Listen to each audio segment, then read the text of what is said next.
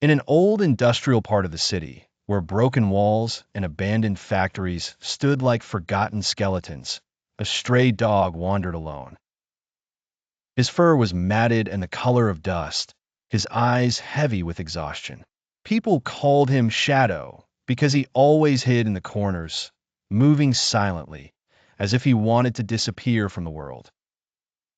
But Shadow was not always like this. Once he had a home. Once he had a boy who played with him, fed him pieces of bread under the table, and patted his neck with innocent affection. Those days felt like a dream now. Things had changed, families moved, people forgot, and one day Shadow found himself left behind. The streets became his only shelter, survival his only task. Every night Shadow searched for food in piles of rubbish. Sometimes he found a bone, sometimes half a piece of bread, and often nothing at all. His stomach was rarely full. Most days it growled with hunger. The worst moments came when people chased him away with stones or harsh words. One cold evening, as the wind howled through the broken metal fences, Shadow's paw got caught in rusty wire. The next morning, a young woman named Aisha walked through that street. She was on her way to work when she noticed the dog lying still, his paw tangled, blood staining the ground.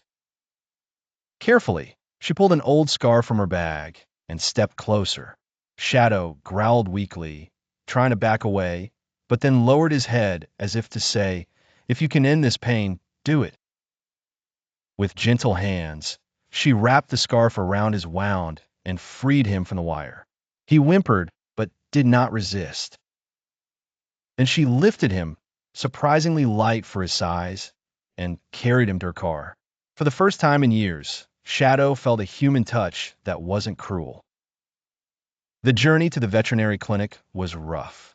Each bump in the road made Shadow whine in pain.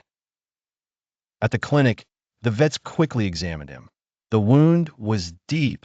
An infection had already spread. For 3 weeks, he remained under treatment, daily medicines, cleaning, and plenty of rest. Aisha visited him every single day. From that day forward, his recovery sped up. He learned to walk properly, then to run, and even to play.